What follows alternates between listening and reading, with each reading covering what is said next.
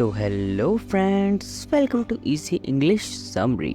तो आज की क्लास में हम पढ़ने वाले हैं क्लास 9th का एक चैप्टर जिसका नाम है the lake isle of Innisfree. तो आइल का मीनिंग होता है आइलैंड और जो इनिस्फ्री है वो नेम है इस आइलैंड का।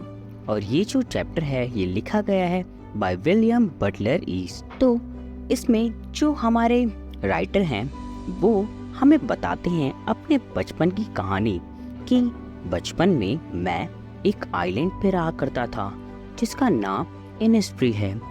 वो आइलैंड बहुत ही ज़्यादा सुंदर है। वो ऐसा इसलिए सोच रहे हैं क्योंकि अब वो शहर में रहते हैं और शहर के शोर शराबे से वो बहुत परेशान हो गए हैं। वो ये सोचते हैं कि मेरा मन तो ऐसा करता है कि अभी के अभी मैं इनिस्फ्री चला जाऊं और वहाँ पर सुकून से रहूं। वहाँ एक छोटा सा कैबिन बनाऊं विथ क्ले एंड वॉल्स। मतलब वो क्ले और लकड़ियों से एक छोटा सा कैबिन बनाना चाहते हैं अपने रहने के लिए।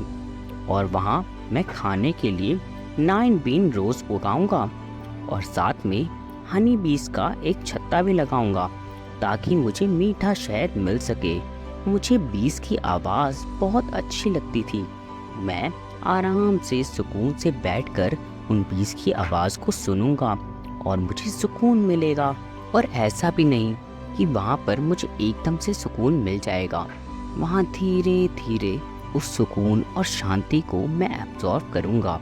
जैसे कि जब मैं सुबह उठूँगा तो देखूँगा कि जो स्काई है वो पूरी तरीके से क्लाउड से भरा हुआ है, ऐसे जैसे कि किसी ने उसे घूंघट उड़ा दिया हो। मतलब किसी मखमली कपड़े से उसे ढक दिया हो।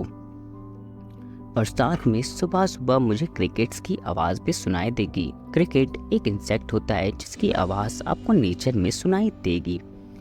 फिर वो कहते हैं मिडनाइट में जब आसमान सितारों से भर जाएगा तो मैं उसे बहुत एंजॉय करूँगा। साथ ही आफ्टरनून में जब स्काई पर्पल ग्लो करेगा उसे देखकर मुझे बहुत खुशी और सुकून मिलेगा। और इवनिंग में जब लैनेट बर्ड अपने विंग्स को फहराएगी और इधर उधर उड़ेगी तो उसे देखकर भी मुझे बहुत अच्छा लगेगा, जैसा मुझे बचपन में लगा करता था। वो इन टोटल इनिस्फ्री की उस आइलैंड की जो एक ब्यूटी थी और सुकून था उसे बहुत मिस कर रहे थे। वो इस शहर की शोर शराबे और प्रॉब्लम से परेशान आ गए थे और उन्हें अपने बचपन की लाइफ को फिर से जीना था। वो हमेशा उस आइलैंड पे जाने के बारे में सोचते रहते थे और उस लेक की आवाज़ सुनने के लिए उनके कान हमेशा तरसते थे। वो हमेशा सोचते थे कि उस लेक की आवाज़ कितनी ज़्यादा मधुर थी और उसे सुनकर मुझे कितना अच्छा लगता था।